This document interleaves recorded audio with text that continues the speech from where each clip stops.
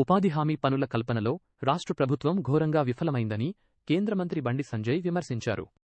రాజన్న సిరిసిల్ల జిల్లా పర్యటించిన ఆయన మాట్లాడుతూ, జిల్లాలో సగటున 50 రోజులు కూడా పని చూపలేకపోతున్నారని మండిపడ్డారు. కేంద్రం రూ. 95,692 కోట్లు కేటాయించినా 125 రోజుల పని ఎందుకు కల్పించడం లేదని ప్రశ్నించారు. 6 గ్యారంటీల నుంచి ప్రజల దృష్టి మళ్లించేందుకే సీఎం రేవంత్ రెడ్డి కేంద్రంపై విమర్శలు చేస్తున్నారని ఎరువుల బ్లాక్ మార్కెట్ను అరికట్టడంలో విఫలమయ్యారని ధ్వజమెత్తారు.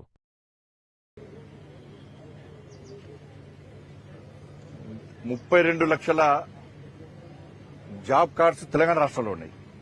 ఈ పథకం కింద అంటే 125 రోజులు పని దినాలు కల్పించాలని చెప్పి ఒక లక్ష్యంతో ఇవాళ కేంద్ర ప్రభుత్వం ఈ పథకాన్ని ప్రవేశపెట్టింది.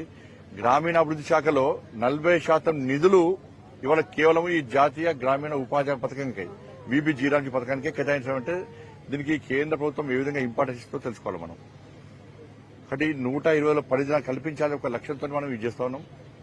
తెలంగాణ రాష్ట్రంలో 32 లక్షల జాబ్ కార్డ్స్ ఉన్నాయి. కానీ దురదృష్టం ఏంటంటే 125 రోజుల పని దినాలు కల్పించడంలో కొన్ని ప్రాంతాల్లో అధికారులు విఫలం చెందుతున్నారు. సిరిసిల్లలో దాదాపు 92,000 జాబ్ కార్డ్స్ ఉన్నాయి. ఈ సిరిసిల్ల జిల్లాలో 125 రోజుల పని దినాలు కల్పించే పరిస్థితి లేదు. 50 రోజుల పని దినాలు కల్పిస్తున్నారు. ఎందుకు అర్థమైతే లేదు. ఇప్పుడు కూడా ఒక 6,000 కుటుంబాలకు మాత్రమే వాళ్ళ 100 రోజుల పని దినాలు కల్పిస్తున్నారు. కాబట్టి అధికారులకు మళ్లీ విజ్ఞప్తి చేస్తున్నా. గతంలో దిశ మీటింగ్ కూడా నేను విజ్ఞప్తి చేసిన 125 రోజుల పని దినాలు కల్పించాలి. ఇది వాళ్ల కోసం కేటాయించిన పథకము. ఇది కేంద్ర ప్రభుత్వం 60% నిధులు, 40% రాష్ట్ర ప్రభుత్వం నిధులు. రాష్ట్ర ప్రభుత్వం కూడా కేంద్ర ప్రభుత్వము టెన్షన్ గా నిధులు విడుదల చేస్తున్నది. రాష్ట్ర ప్రభుత్వం కూడా 40% నిధులను విడుదల చేస్తే ఇది ప్రజలకు న్యాయం చేకూరుతుంది, ప్రజలకు లాభం జరుగుతుంది.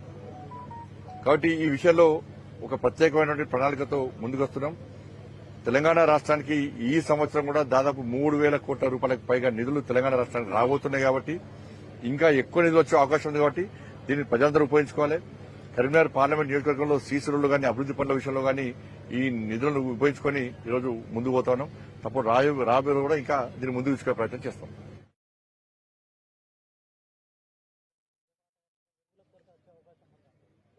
ముఖ్యమంత్రి ఎల్లుడు వచ్చేదానికి కారణం కోలు ఇప్పుడు ఏమంటే కేంద్ర ప్రభుత్వం అంటారు. ఇప్పుడు వీళ్ళు ఏం చేయరు. రాష్ట్ర ప్రభుత్వం ఏం చేయదు.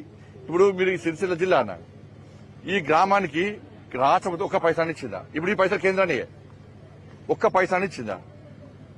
సిరిసిల్ల మున్సిపల్ ఎక్స్టెన్షన్ ఒక పైసా ఇచ్చిందా? ఏమి ఇయ్యరు. వీళ్ళకి అలవాటు ఏమైందంటే గతంలో బీఆర్ఎస్ గిట్నే ఏమనంటే కేంద్రాన్ని తిట్టుడు, కేంద్రం ఏమి ఇస్తలేదు అన్నాడు. మీరు ఏమి ఇస్తారో చెప్పరాలు. ఇక మరి రాష్ట్ర ప్రజలు కూడా పన్నులు కడుతున్నారు. నువ్వు 6 గ్యారెంటీలు అమలు చేస్తాను ఏమైంది చెప్పరాదు. 6 గ్యారెంటీల విషయంలో ఏమైంది? ఎరువుల కొరత కాకుండా చూడాల్సిన బాధ్యత కేంద్ర రాష్ట్ర ప్రభుత్వాల మీద. రాష్ట్ర ప్రభుత్వం సహకరించాలి. బ్లాక్ మార్కెట్ కు ఎందుకు దొరుకుతున్నాయి? లోడ్లు ఎట్లా దొరుకుతున్నాయి? దాని వెనుక ఎవరున్నారు? దీని మీద ఫస్ట్ విచారణ జరగాలి. కానీ కేంద్ర ప్రభుత్వం తెలంగాణ రాష్ట్రానికి ఎరువుల కొరత రాకుండా సహకరించడానికి సిద్దం ఉంది. రాష్ట్ర ప్రభుత్వం ఈ తిట్టుడు బంద్ చేసి, ఈ బూతులు తిట్టుడు బంద్ చేసి, ఈ విమర్శలు బంద్ చేసి కేంద్ర ప్రభుత్వంతో సమన్వయం పాటిస్తూ రాష్ట్ర అభివృద్ధికి సహకరించాల్సిన బాధ్యత రాష్ట్ర ముఖ్యమంత్రి మీద ఉంది. రాష్ట్ర ముఖ్యమంత్రి ముందుగా భాషను సరి చేసుకోవాలి, భాష మార్చుకోవాలి. రాష్ట్ర ముఖ్యమంత్రి వివరశైలి మార్చుకోవాలి.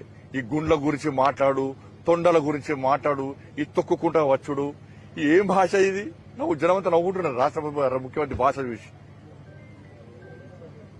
కాబట్టి 6 గ్యారెంటీల మీద ప్రజల దృష్టి మళ్లించడానికే ఈరోజు రాష్ట్ర ముఖ్యమంత్రి ఇట్లా వివరిస్తున్నాడు. ఇక్కడ అక్కడ నీకు 2,500 రూపాయలు వచ్చినాయా? ఒక రూపాయలు 200 రూపాయలు వచ్చినాయా? నేను అడుగుతున్నాను 2,500 వచ్చినాయా అక్క? మీకు మీ ఇంట్లో ముసలకు 4,000 రూపాయలు ఆసరా పెన్షన్ వచ్చినాయా? మీకు తులం బంగారం వచ్చిందా? మీ పిల్లలకు స్కూటీ వచ్చిందా? మీకైతే బీజేపీతో సంబంధం లేదు కదా, ఈ గ్రామ ప్రజలు కదా, అడుగురు వస్తుంది. వాటిని సమాధానం చెప్పాలి ముఖ్యమంత్రి. ఫస్ట్ ముఖ్యమంత్రి ఈ మహిళలు అడిగేదానికి సమాధానం చెప్పాలి. ఇలా మీరు చాలా మంది ఉద్యోగాలు రాక మీరు ఇలా రిపోర్టర్ గా మారారు. ఉద్యోగాలు వచ్చినాయా? నిరుద్యోగ వృద్ధి వచ్చిందా? రైతు భరోసా వచ్చిందా? రాలే. రైతు కూలీలకు 12,000 రూపాయలు ఇస్తాను ఇచ్చిందా? ఇయలే. వ్యవసాయ కూలీ ఇది మన కూలీ రైతు వాళ్ళకి కౌలు రైతులకు కూడా రైతు భరోసా ఇస్తాను ఇచ్చిందా? ఇయలే. ఉద్యోగ